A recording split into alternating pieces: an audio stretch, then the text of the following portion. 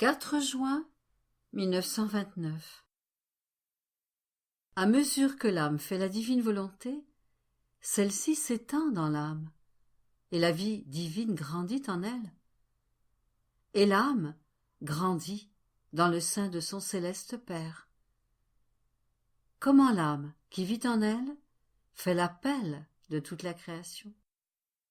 Comment, si quelqu'un sort de la divine volonté, il s'en va, tandis que ses actes demeurent? Mon abandon dans le fiat continue. Je ressens intérieurement un tel besoin de vivre en lui qu'il m'est devenu plus nécessaire que ma propre nature. Plus encore, je sens ma nature changer en volonté de Dieu. Je la sens dissoute en elle et en toute chose.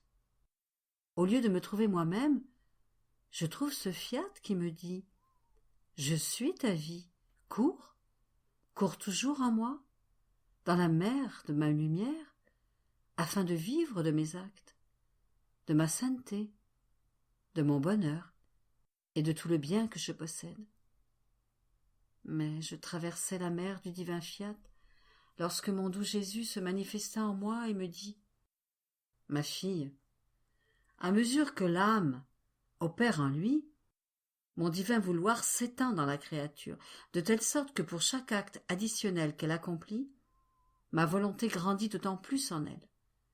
Ainsi, on peut voir la vie divine grandir dans la créature de façon admirable. Mais ce n'est pas tout. Lorsque la vie divine grandit dans la créature, plus elle accomplit d'actes dans mon divin fiat, plus la créature grandit dans le sein du Père céleste.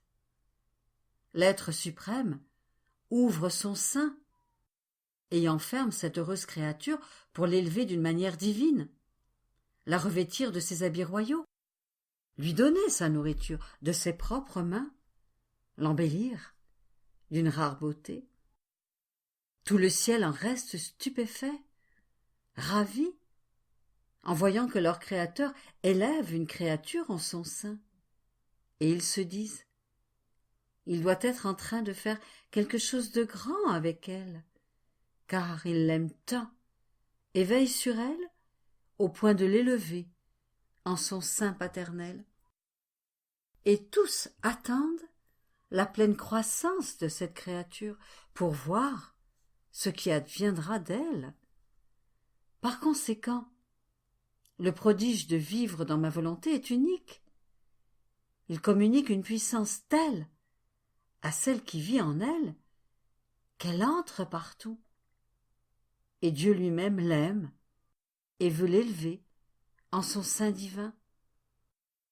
De plus, le potentiel et la diffusion de l'acte accompli dans ma divine volonté est tel et si grand que la créature se diffuse partout.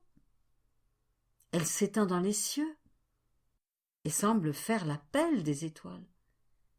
Elle s'étend dans le soleil et fait l'appel de la lumière. Elle investit l'air, le vent, la mer et fait l'appel des oiseaux, de la puissance du vent, des eaux et des poissons. Et, les rangeant tous en ordre, elle leur dit à tous avec son acte, « Inclinez-vous et adorons avec un double hommage notre Créateur. Ce fiat qui nous a créés est dans mon acte, et je veux avec lui créer un amour nouveau, une adoration et une gloire nouvelle pour notre Créateur. » Et elle s'étend, non seulement dans toutes les choses créées, mais jusque dans les actes de la Vierge et dans tous ceux que j'ai accomplis sur la terre, dans les actes de son Créateur, dans ceux de tous les saints. Et, du premier au dernier, elle fait l'appel pour tous et laisse couler en eux la nouvelle vie d'amour, d'adoration et de gloire pour celui qui l'a créée. On peut dire que l'acte de la créature accompli dans ma volonté s'étend partout où ma divine volonté est présente. Même en enfer, ils ressentent la puissance d'une créature opérant dans mon divin fiat. Parce que tout comme le ciel ressent le nouveau bonheur, la gloire et l'amour nouveau de l'acte de la créature accompli dans ma volonté, l'enfer éprouve lui aussi le tourment de cette divine volonté qu'il a rejetée et qui, étant présente avec eux avec justice, est là pour les tourmenter. Et chaque fois que la créature agit dans ma volonté, ils sentent le poids de la justice peser plus lourdement sur eux, et ils se sentent brûlés davantage.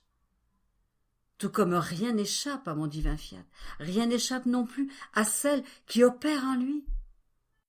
Et chaque fois qu'elle répète son acte, la créature refait également l'appel, afin d'être sûre que personne ne manque à son acte pour rendre gloire, adoration nouvelle, et amour nouveau à son Dieu 3 fois saint et à cette divine volonté qui, avec tant d'amour, lui fait place pour la laisser vivre en elle et lui permettre de s'étendre dans son infinitude.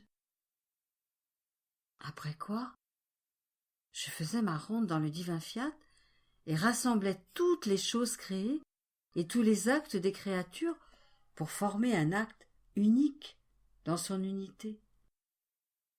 Et mon aimable Jésus ajouta : « Ma fille, seule ma divine volonté possède l'acte unique, et dans son unité, elle embrasse toute chose, elle donne vie à tout, mais alors qu'elle accomplit un acte unique, cet acte possède la source de tous les actes ensemble, de telle sorte que tout en étant les effets de l'acte unique, ils se répandent dans la création tout entière et descendent pour le bien des créatures tels des actes réels, tandis que dans l'unité de l'acte unique du divin fiat, ce n'est toujours qu'un acte seul, si bien qu'il ne détache jamais un seul effet de lui-même, et ne le pourrait même pas, parce que tous les effets forment l'unité de son acte unique.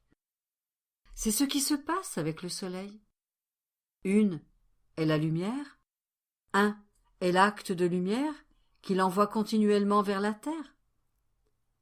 Mais lorsque cette lumière une touche la terre, les effets en sont innombrables et réels, et cela est si vrai que lorsque la lumière touche la terre, on peut voir les effets se changer en actes et constater la variété des couleurs pour les fleurs, la diversité des saveurs pour les fruits, et bien d'autres choses. Le soleil a-t-il alors perdu, ne serait-ce qu'un seul des nombreux effets qu'il a, en actes réels, communiqués à la terre? Oh non! Jalousement, il les conserve en son acte unique de lumière. D'autant plus que la force et la plénitude de son acte unique de lumière sont formées de tous les effets qu'il possède. Ainsi, le soleil, symbole de ma divine volonté, possède d'innombrables effets. Il les donne à la terre, tels des actes réels sans perdre aucun d'entre eux, et il ne fait toujours qu'un acte unique. Si le soleil, créé par nous, fait cela, bien plus encore, ma divine volonté. Or, ma fille, en faisant sa volonté, l'homme est sorti de l'unité de la mienne, et tous ses actes ont perdu cette force de l'unité pour se trouver éparpillés ici et là, et divisés entre eux. Ces actes humains, n'ayant pas d'unité, n'ont ni source d'effet, ni plénitude de lumière, et sont symbolisés par ces plantes et ces fleurs qui poussent sans soleil. Et parce qu'elles sont éparpillées et divisées entre elles, elles n'ont pas une force durable, grandissent peu et se fanent. Ainsi, en faisant sa volonté, l'homme perd son unité avec la mienne, il perd la fontaine de vie, il perd la plénitude de lumière. Or, celle qui vit dans ma divine volonté, amasse tous les biens éparpillés par les créatures et forme un acte unique. Et ces actes deviennent le droit de celle qui agit et vit dans mon divin fiat. Il n'est pas de bien que celle qui vit dans ma volonté ne puisse prendre. Avec le pouvoir d'ubiquité de ma volonté, elle appelle, rassemble et unit tous les actes ensemble, et les ordonnant tous dans mon fiat, elle me donne tout, et moi, je lui donne tout. Après quoi, je poursuivais mes actes dans la volonté suprême, et 1000 pensées occupaient mon esprit concernant ces nombreuses merveilles. Mais, pour que ce ne soit pas trop long à rapporter, je ne dirai que ce que Jésus m'a dit. Ma fille, ce qui est fait dans ma divine volonté demeure dissous en elle, tout comme la lumière et la chaleur sont inséparables. Et si la lumière est éteinte, la chaleur s'éteint elle aussi. Et si la lumière est rallumée de sa propre nature, la lumière donne la vie et la chaleur monte avec elle. De la même manière, les actes de la créature accomplis en elle sont inséparables de ma volonté. D'autant plus que ma volonté n'est pas sujette à s'éteindre, car elle est une lumière éternelle et immense. C'est pourquoi, bien qu'Adam soit sorti de ma volonté, lorsqu'il pécha, ses actes sont restés en elle. Il a été capable de se détacher de ses propres actes. Mais ces actes accomplis dans ma volonté ne pouvaient ni sortir, ni se détacher, car ils avaient déjà formé leur vie de lumière et de chaleur en elle. Ceux qui entrent dans ma volonté perdent sa vie en elle, forment une seule et même vie avec elle, et perdent le droit de sortir. Et ma volonté dit, ces actes ont été accomplis dans ma maison, dans ma lumière. Les droits sont miens, et il n'est pas de puissance, humaine ou divine, capable de faire qu'un acte accompli par la créature dans ma volonté puisse en sortir ou en être séparé. C'est pourquoi les actes d'Adam, accomplis dans ma volonté, avant son péché, sont présents, tel un acte premier d'où dépendent la création et les actes des générations humaines. Suppose maintenant que tu sortes de ma volonté. Tu sors et restes à l'extérieur. Mais tes actes ne sortent pas. Ils n'ont ni le droit, ni la capacité de le faire. Et tant que tu restes dans ma volonté, tes actes sont à toi et à moi. Mais, en sortant, tu perds tes droits. Et parce qu'ils ont été faits dans le royaume de ma divine volonté, et non dans la volonté humaine, ils restent mes droits, même s'ils semblent avoir été accomplis par toi. Or, tu dois savoir que tout ce que tu fais dans mon fiat servira d'acte premier pour les autres créatures, afin de vivre dans son royaume, et sera l'ordre, le régime et la vie de ceux qui vivront dans le royaume de mon fiat. C'est pourquoi je t'exhorte tant à le parcourir, pourquoi je veille sur toi, je t'accompagne, et souvent je le fais avec toi, parce que non seulement ces actes te servent, mais ils doivent servir d'acte premier et de modèle pour ceux qui doivent vivre dans le royaume de mon divin fiat. 9 juin 1929. Celle qui vit dans la divine volonté en est inséparable.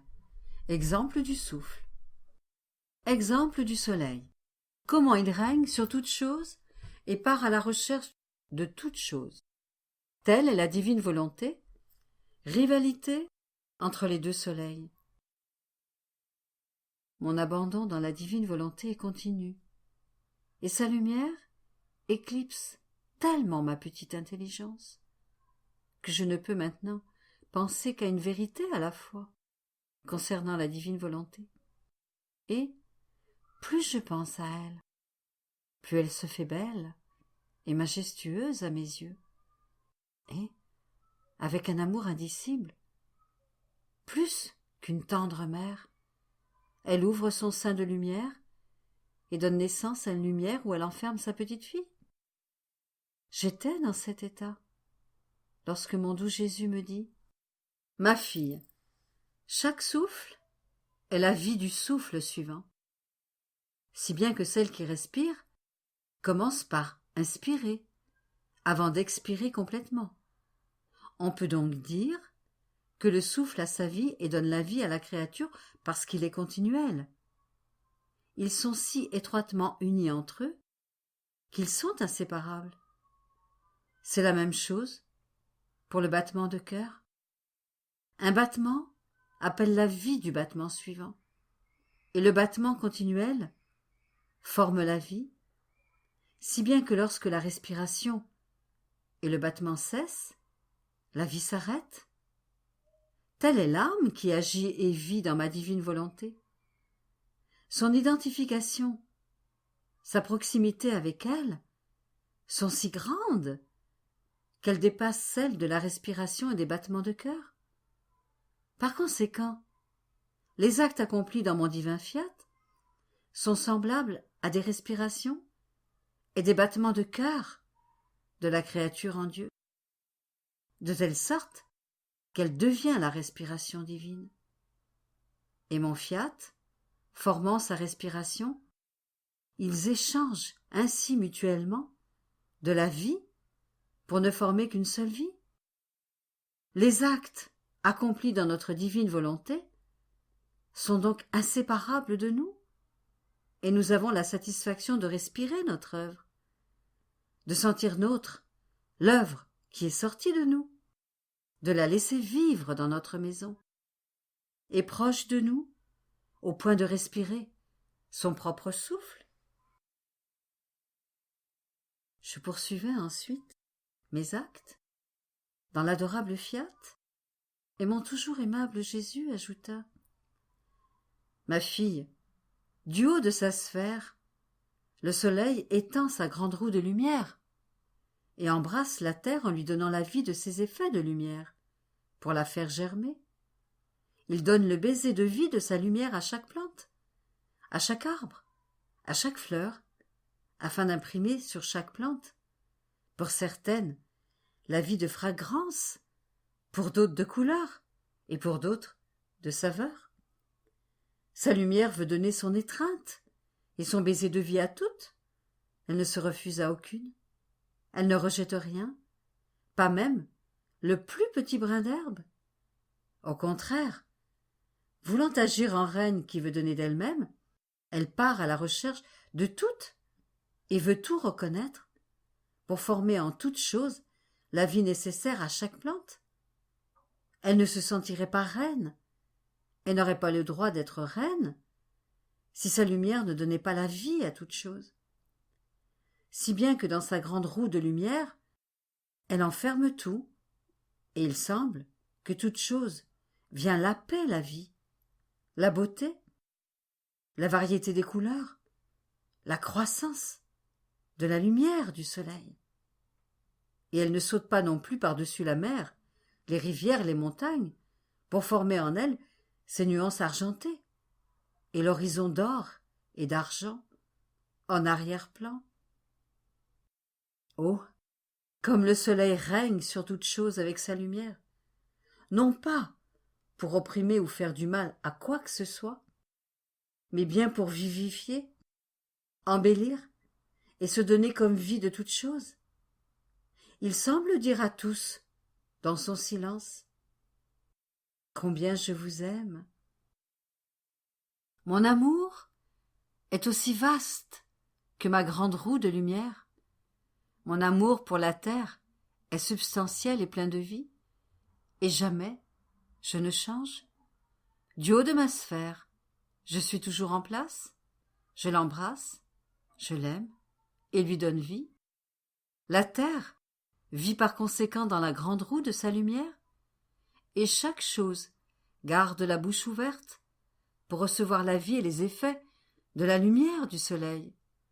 Oh, mais puisse cela ne jamais arriver, si le soleil devait se retirer de la terre, ou si la terre devait s'opposer à recevoir les bienfaits et la vie de la lumière du soleil.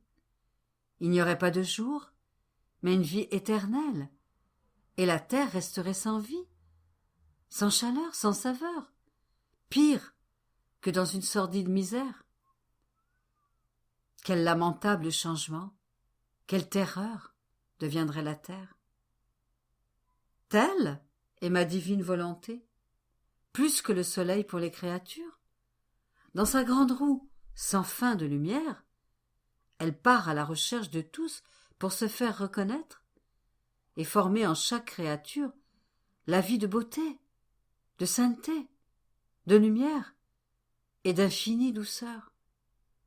Elle veut détruire en elle toute amertume, toute laideur et toute misère, et avec son baiser de vie, en soufflant sur elles, elle veut les transformer en ce qui est bon, beau et saint. Mais hélas, le soleil créé par mon fiat peut faire tous ces prodiges sur la terre, et avec son unique majesté, il la recouvre de son manteau de lumière et de beauté. Et à chacun de ses touchés, il donne à chaque plante la vie qu'il possède. Et mon fiat reste, avec la tristesse de ne pas pouvoir communiquer les biens qu'il possède, et sa divine volonté pour les âmes, parce qu'elles s'opposent à le recevoir, et ne veulent pas la paix, la lumière de ma volonté. Et les créatures ressemblent par conséquent à la terre, si elles pouvaient s'opposer à recevoir la lumière du soleil. En pleine nuit, sordides et faibles, et beaucoup d'entre elles sont effroyables à voir. Ma divine volonté déborde de tant de vie divine, de tant de beauté et de bien qu'elle veut leur donner. Elle voudrait se répandre pour enfermer les créatures dans son sein de lumière et faire de chacune d'elles un prodige de sainteté et de beauté, l'une plus belle que l'autre, pour former son ciel sur la terre. Mais la volonté humaine s'y oppose, et mon fiat en souffre intensément, plus qu'une mère qui ne peut donner le jour à son enfant. Et c'est pourquoi ma fille, ma divine volonté veut se faire connaître. Elle veut former son royaume. Parce que ses enfants, qui lui appartiendront, vivront volontiers dans et de sa lumière. Ils garderont la bouche ouverte pour recevoir ses baisers, ses embrassements et ses affections, pour former en eux sa vie divine. Alors, oui, on verra les prodiges que mon vouloir sait et peut faire. Tout sera transformé, et la terre deviendra le ciel. Et alors, le soleil qui est là, sous la voûte des cieux, et le soleil de mon éternel vouloir iront la main dans la main. Ils rivaliseront entre eux pour savoir qui peut accomplir le plus de prodiges. Le soleil pour la terre et ma volonté pour les âmes. Mais ma volonté donnera le plus grand spectacle, au point de former un nouvel enchantement, de prodigieuse beauté encore jamais vue, pour le ciel tout entier et pour toute la terre. 14 juin 1929. Conte avec Jésus. L'âme, banque de la divine volonté. Souvenir inoubliable. Éden. Je poursuivais ma ronde dans le fiat suprême et mon petit esprit, arrivé en Éden, disait « Adorable majesté, je viens devant vous avec le petit intérêt de mes « je vous aime, je vous adore, je vous glorifie, je vous remercie, je vous bénis » pour vous donner mon petit intérêt parce que vous m'avez donné un ciel, un soleil, l'air, la mer, une terre en fleurs et tout ce que vous avez créé pour moi. Vous avez déjà dit que vous vouliez chaque jour faire les comptes avec moi et recevoir mon petit intérêt pour que nous puissions toujours être en règle et conserver en sûreté dans la banque de mon âme toute la création que vous m'avez donnée comme petite fille de votre divine volonté. Mais, en faisant cela, une pensée m'est venue. Mais comment peux-tu payer un intérêt si élevé? Et de plus, quelle est la valeur de tes « je vous aime, je vous adore, je vous remercie » Et mon doux Jésus, se manifestant en moi, me dit « Ma fille, c'était un accord entre toi et moi, que je placerais toute la création dans la banque de ton âme, et que tu m'en verserais l'intérêt, en la remplissant de tes « je vous aime, je vous adore, je vous remercie ». Et comme je te voyais gênée, en raison d'un si grand capital, craignant que tu ne rejettes ce grand don que je te fais, et pour t'encourager à le recevoir, je t'ai dit, je me contente d'un petit intérêt, et nous ferons les comptes chaque jour, ici, en Éden. De cette façon, nous serons toujours d'accord et en paix, et tu ne t'inquiéteras pas de ce que ton Jésus ait placé dans ta banque un si grand capital. Et puis, ne connais-tu pas la valeur d'un « je vous aime » dans ma divine volonté? Ma volonté remplit les cieux, le soleil, la mer, le vent. Sa vie s'étend partout. Par conséquent, en disant ton « je vous aime »,« je vous adore » et tout ce que tu pourrais dire, mon fiat étant ton « je vous aime » dans les cieux, et ton « je vous aime » devient plus étendu que les cieux. Ton « je vous adore » s'étend dans le soleil, et il devient plus vaste et plus long que sa lumière. Ton « je vous glorifie » s'étend dans le vent, et il parcourt l'air et la terre entière en gémissant. Et les coups de vent, tantôt puissants et tantôt caressants, disent « je vous glorifie ».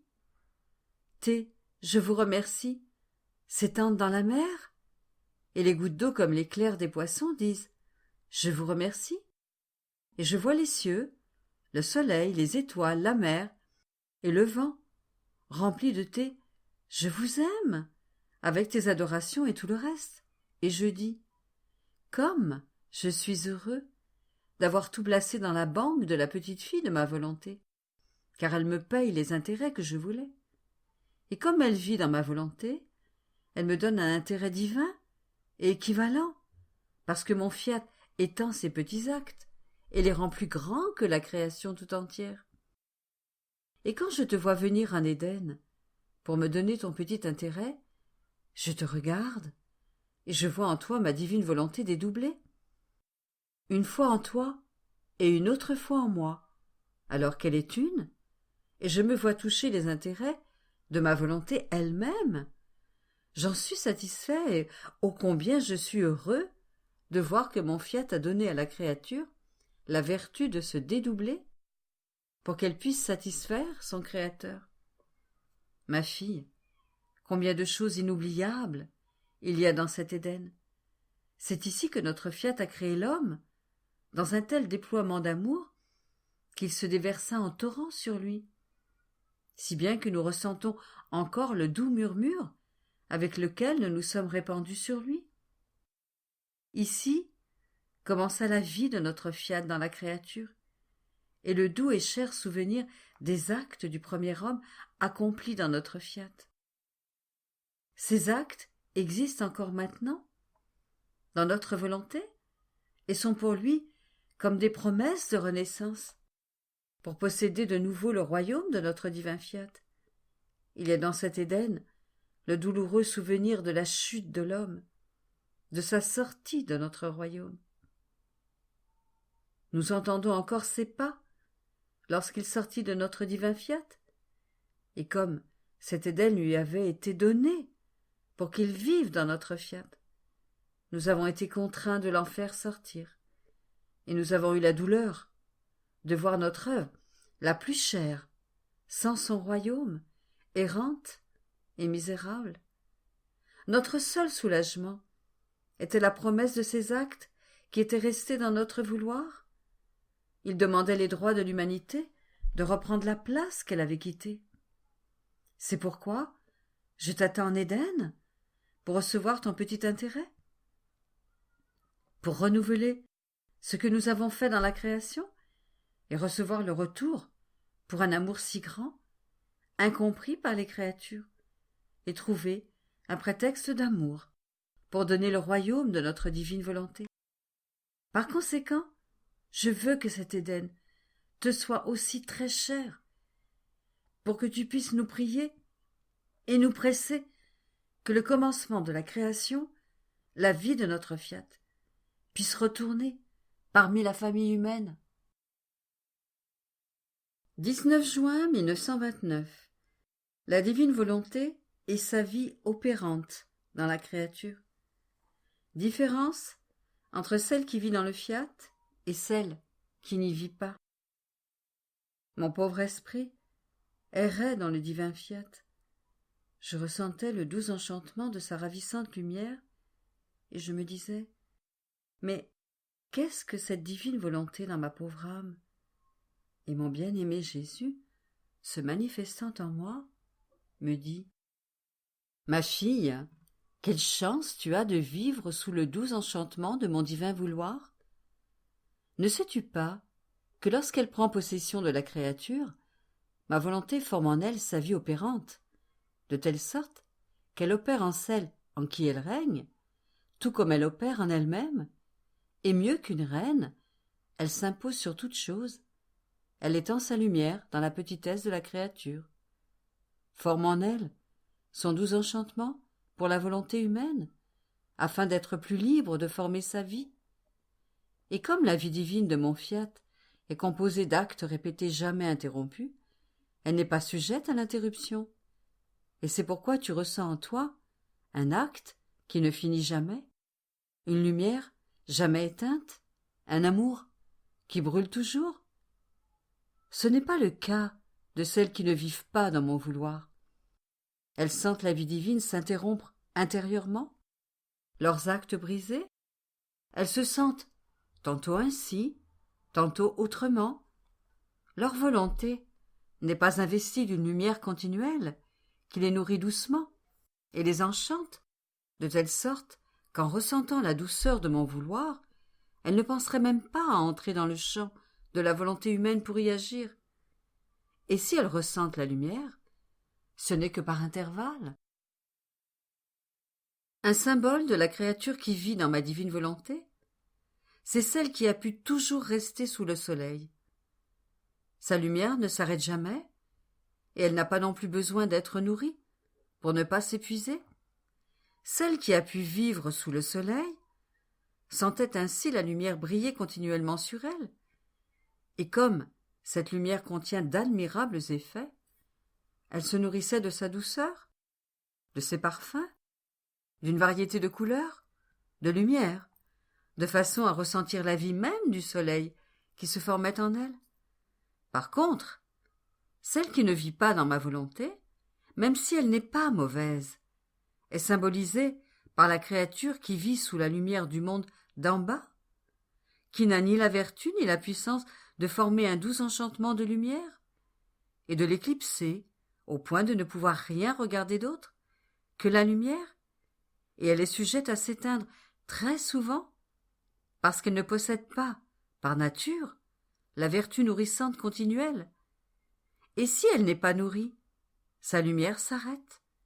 Et comme la lumière, formée par la créature, ne possède ni douceur, ni couleur, ni parfum, la créature ne peut sentir la vie de cette lumière se former en elle. Quelle différence entre celle qui vit dans ma divine volonté et celle qui vit en dehors! Que tout soit pour la gloire de Dieu et pour le bien de ma pauvre âme.